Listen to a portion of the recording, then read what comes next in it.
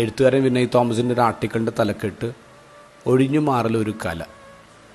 അതിൽ അദ്ദേഹം പറയുന്നത്, നാട്ടിൻപുറത്തൊരു ലൈബ്രറിയുടെ ഭാരവാഹിയായിട്ട് തിരഞ്ഞെടുക്കപ്പെട്ടപ്പോൾ ആ നാടിൻ്റെ സംസ്കാരവും വായനക്കാരുടെ നിലവാരമൊക്കെ ഉയർത്താൻ വേണ്ടി കടുകട്ടിയുള്ള സാഹിത്യത്തിൻ്റെ പുസ്തകങ്ങൾ വാങ്ങിക്കാൻ തുടങ്ങി. അപ്പോൾ അവിടെയുള്ള സാധാരണ റീഡേഴ്സ് പറഞ്ഞു, ഞങ്ങളെപ്പോലുള്ള ആൾക്കാർക്ക് വായിക്കാനുള്ള പുസ്തകങ്ങൾ എടുക്കണം. അപ്പോൾ വിനയ് പറഞ്ഞു, പൈങ്കിളിക്കാരെ വളർത്താൻ ഉദ്ദേശമില്ല. അങ്ങനെ കുറച്ച് കഴിഞ്ഞപ്പോൾ തങ്ങൾക്ക് ഇഷ്ടമുള്ള പുസ്തകങ്ങൾ ലഭിക്കാത്ത ലൈബ്രറിയിലേക്ക് ആൾക്കാർ വരാതെ അവർ കലയിക്കാതെ ഒഴിഞ്ഞു മാറുകയാണ്. ഇഷ്ടമില്ലാത്ത കാര്യങ്ങൾ നടക്കുന്നിടത്ത് പോയി അലമ്പുണ്ടാക്കാതെ അതിൽ നിന്ന് നൈസായി വിട്ടു നിൽക്കാൻ പുതിയ തലമുറ പഠിച്ചു കഴിഞ്ഞു. വിനയ് പറയാണ്, എൻ്റെ വീട്ടിലത് ഞാൻ കാണുന്നുണ്ട്. പണ്ട് എൻ്റെ ചാച്ചനും മമ്മിയും തമ്മിൽ വഴക്കുണ്ടാകുമ്പോൾ ഏറ്റവും ആദ്യം തടസ്സം പിടിക്കാനെത്തുക ഞാനും എൻ്റെ സഹോദരങ്ങളായിരുന്നു. എന്നാൽ ഇപ്പോൾ ഞാനും ഭാര്യയും തമ്മിൽ കലഹമുണ്ടാക്കുമ്പോൾ എൻ്റെ 2 മക്കളും അത് നിങ്ങളുടെ മാത്രം പ്രശ്നമെന്ന മട്ടിൽ ഫോണും നോക്കിയിരിക്കുകയാണ് ചെയ്യുക.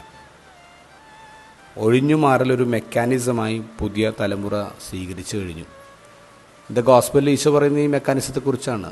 നിങ്ങൾ സുവിശേഷം പറയാനൊരു വീട്ടിൽ ചെല്ലുമ്പോൾ അവർ സ്വീകരിച്ചില്ലെങ്കിൽ നിങ്ങൾ കാലിലെ പൊടിയും തട്ടി അവിടെ നിന്ന് വിട്ടുപോവുക. God is not to be forced on people. ഞാനെന്ന് ചിന്തിക്കുന്നത് ഇങ്ങനെയാണ്, ഒഴിഞ്ഞു മാറലൊരു കലയും മെക്കാനിസവും ഒരു പുതിയ സമരമുറയായിട്ട് സ്വീകരിച്ചിട്ടുള്ള പുതിയ തലമുറയുടെ മുന്നിൽ ഞാൻ ഇങ്ങനെ ഗോസ്പൽ പറഞ്ഞാൽ മതിയോ?